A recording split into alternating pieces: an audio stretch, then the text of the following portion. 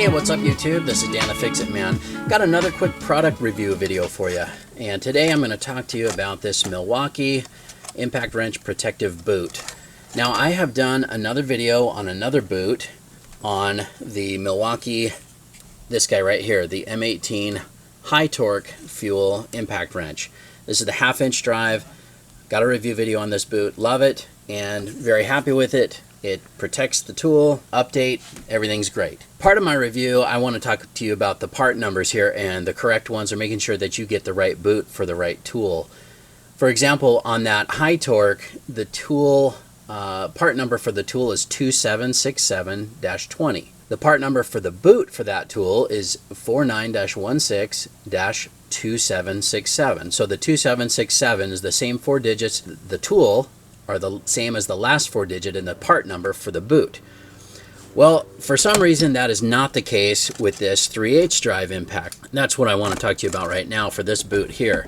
So for example, the part number here on this tool is 2754-20. There's a boot 49-16-2754, and you would think that that would be the correct boot for this tool, but it's not.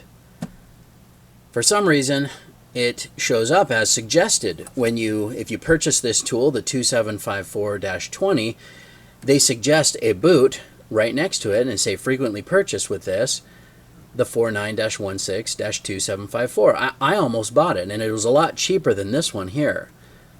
And luckily I had read through a few of the reviews, and some of the people were saying, hey, it fits, but it's loose. Make sure you check the right part numbers. So I did a little bit more research, and sure enough, that part number, the 49-16-2754, is for use with M18 FUEL impact wrenches, models 2654-20, 2655-20, and 2655B-20 only. This is the correct part number for the 2754-20, 49-12-0012. I have no idea the correlation or the reason for the different part numbers here, and it even shows you down here. I don't know if you'll be able to see that, but it says for use with 2754-20, the 2755-20, and the 2755B-20. Sorry about the glare there. But that's the correct boot to go on this tool. Now that we got all those part numbers and everything out of the way, and I'll get this open here and on the tool for you in just a minute, but I wanted to show you. Now I just got this tool not too long ago, and I've only used it on a few jobs, but after the very first day, I hadn't gotten around to buying the boot yet. Look at this, look at these scratches on here just from trying to take off a couple caliper bolts. This was hanging up on something under the car, and I had no idea it was doing that much damage up here as well. You can see that's why I want the boot. That's why I want to protect these, make them last. I should have got the boot when I bought the tool. I probably would have bought the wrong one, but hopefully this video will be helpful for you guys to pick out not only the right boot, but just so you can see, I mean, it is important to protect these tools. We spend a lot of money on our tools. Protecting it, I think, is important. But this has been a great tool so far, and I definitely do want to protect it further from getting any more damage. Unfortunately, you have to slide these around sometimes, and they do tip over and drop on the ground. These tools are not cheap. This boot is not cheap either, by the way. I'll put a link in the description.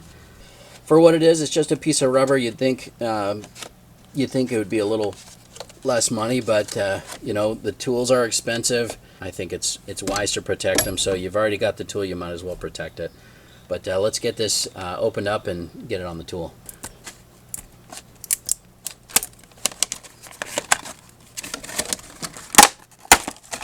There we go.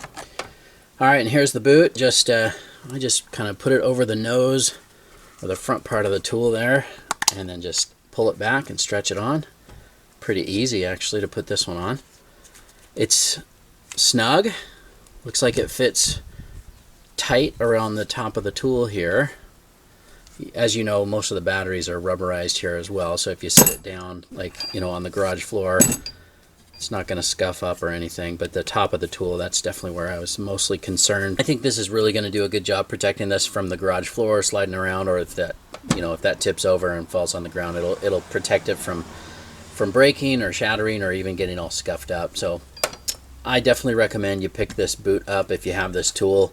And if you've got a similar tool, you know, that they make a boot for, I do recommend it. I think it's worth the investment in the boot, even though this one is pretty spendy. I still think it's worth it just to protect the tool and keep it nice. So that's pretty much it for this review on this boot, the 49-12-0012 going on the 2754-20. Very happy with the tool, happy with that boot. I think it's going to work just fine. Only feedback I'd say is it is a little expensive, and again on the part numbers it's a little confusing figuring out which boot you need, but if you do a little bit of searching around like I did, you should be able to find the right one. Now this is not a sponsored video by Milwaukee or anything like that. They didn't send these to me for review. These are tools that I've purchased and been very happy with them. Hope you liked the video. Please give it a thumbs up and subscribe if you don't mind. That does help me out. I'll get a link in the description to this boot along with a link to the tool as well. Thanks so much for watching and good luck.